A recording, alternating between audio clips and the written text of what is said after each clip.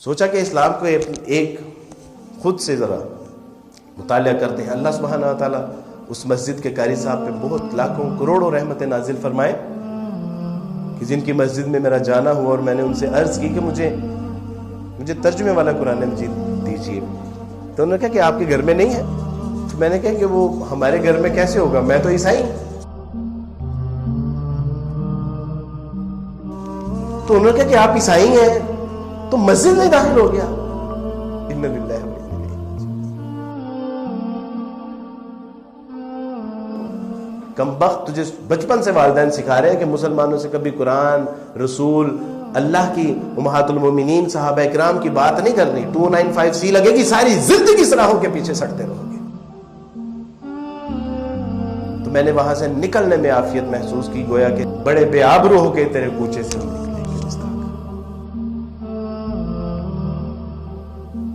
ادھر ہندو جو ہیں وہ اچھوت لوگوں کو ہاتھ نہیں لگانے دیتے, گیتا کو, رامائن کو, اور ادھر مسلمان عیسائیوں کو ہاتھ نہیں لگانے دیتے. تو کیا آخر اس میں راز ہے؟ تو جب گئے تو دل میں یہ عہد کر لیا کہ قرآن کو پڑھنا ضرور ہے. دوست سے کہا کہ بھائی کسی کو بتانا نا, قرآن مجید چاہیے. تو اس نے قرآن مجید لا دیا. مختصر اس کے ساتھ ایک پوری تفصیل سے بات ہوئی. اس نے وہ نصیحت کی بڑی خوبصورت. نے کہا کہ کوئی ایسی بات نہیں ہے, بس آپ نے اس کو صاف ستھرا ہو کے پڑھنا ہے. تو میں نے کہا کہ بالکل ٹھیک ہے. میں نے پہلی بار قرآن مجید کو جب ہاتھ لگایا تو میں نے سوچا کہ شاید آسمان سے بجلی نہ کہیں گر پڑے, کوئی زمین شک نہ ہو جائے, مجھے کوئی جو ہے وہ زمین میں دھنسا نہ دیا جائے, کوئی طوفان نہ آ جائے. اور پھر یہ ساری چیزیں ہوئی میرے دوستوں. پھر یہ وقتاً فوقتاً یہ ساری چیزیں ہوئیں. میں نے جب پہلی بار قرآن مجید کا ترجمہ پڑھا تھا تو میں نے بڑے ڈرتے ڈرتے اس کو کھولا تو میں نے دیکھا الحمدللہ رب العالمین.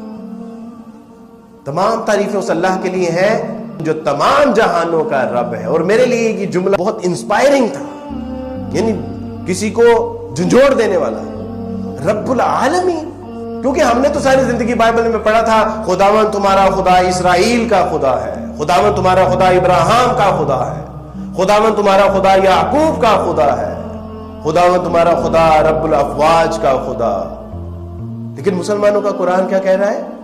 الحمدللہ رب العالمین. تمام تعریفیں اس اللہ کے لیے ہے جو رب ہے تمام جہانوں کا. الرحمن الرحیم, وہ مہربان ہی نہیں وہ بہت زیادہ رحم کرنے والا ہے. اے میرے بندے, اس کا رحمان ہونا تجھے کہیں جو ہے وہ غفلت میں مبتلا نہ کر دے, کہیں تو شتر بے مہار نہ بن جائے. اس لیے یاد رکھنا مالک یوم الدین, وہ مہربان اور نہایت رحم کرنے والا ہی نہیں بلکہ وہ ایک ایسے دن کا مالک بھی ہے کہ جس دن چھوٹی سی چھوٹی نیکی اور چھوٹے سے چھوٹے گناہ کا حساب کتاب کر کے چپٹا کر دیا جائے گا. اور اس دن کوئی نہ چھڑانے والا ہوگا نہ کوئی بچانے والا ہوگا. ایاک نعبد و ایاک نستعین اہدنا الصراط المستقیم. اے میرے بندے, کس کا متلاشی ہے؟ سیدھے راہ پہ چلنا چاہتا ہے, جنتوں کا متلاشی ہے, اللہ کی رضا چاہتا ہے, اس کی ناراضگی سے بچنا چاہتا ہے, دوزخ کی آگ سے بچنا چاہتا ہے. مسیح علیہ الصلوۃ والسلام نے کہا ان اللہ ربی و ربکم فاعبدوہ ھذا صراط مستقیم. کہ یا اللہ, عجیب کلام. میں نے کہا کہ یہ وہی کلام نہیں ہے جس طرح تورات, زبور, انجیل تھی, وہ بھی تو اللہ کا کلام ہی تھا, لیکن ان کا حال کیا ہو؟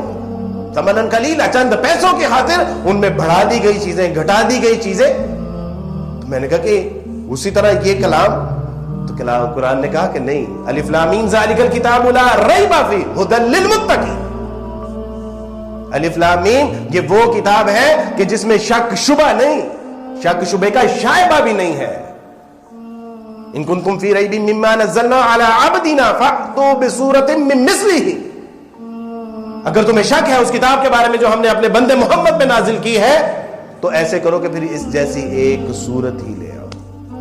اور اگر تم نہ کر سکو اور ہرگز نہیں کر سکتے تو پھر ڈرنا چاہیے تمہیں اللہ کے شدید ترین عذاب سے. کہ یا اللہ,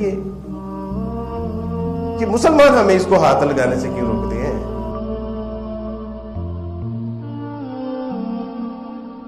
کہ تو آپ کہہ رہے ہیں کہ یہ کلام ان لوگوں کے لیے ہے جو اللہ سے ڈرنے والے ہیں. جو متقین ہیں، جو اس کی رضا جوئی کے لیے اپنے آپ کو وقف کرنا چاہتے ہیں، جو اس کی ناراضگی سے بچنا چاہتے ہیں، یہ مسلمان کہتے ہیں کہ تم ہاتھ نہیں لگا سکتے.